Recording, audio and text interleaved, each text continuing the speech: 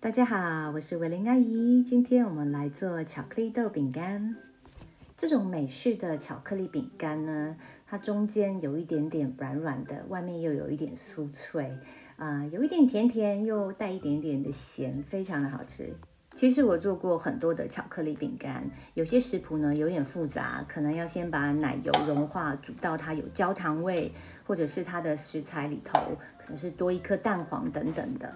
这个食谱呢，却是出奇的简单，它就是把融化奶油加入所有的糖类，搅拌均匀，加一颗蛋，然后面粉还有小苏打粉，搅拌均匀，放入冰箱冷藏2个小时之后就可以了，真的是非常的简单，而且做出来的效果真的也是非常的好，不会输给那些很复杂食谱还有步骤的巧克力豆饼干。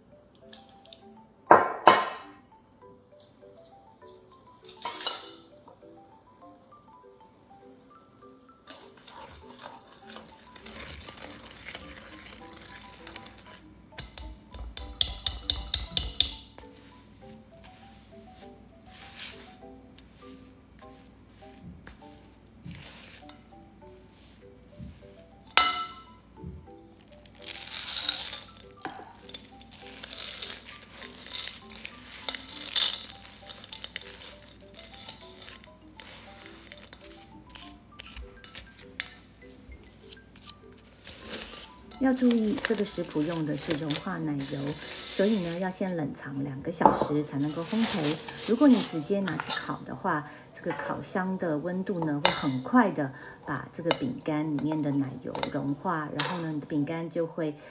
扩散的太大太扁。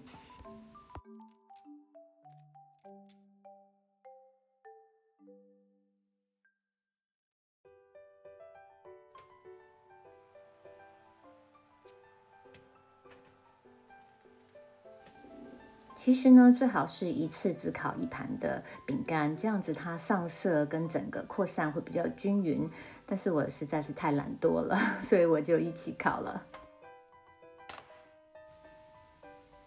饼干烤好了，你看这个饼干稍微放凉之后呢，你会觉得它的周围呢是酥脆的，但是里面呢还是非常的软，非常的嚼劲。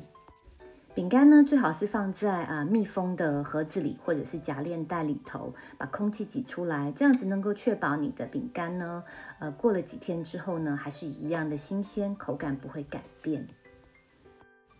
巧克力饼干加上冰牛奶，真的是小朋友的最爱。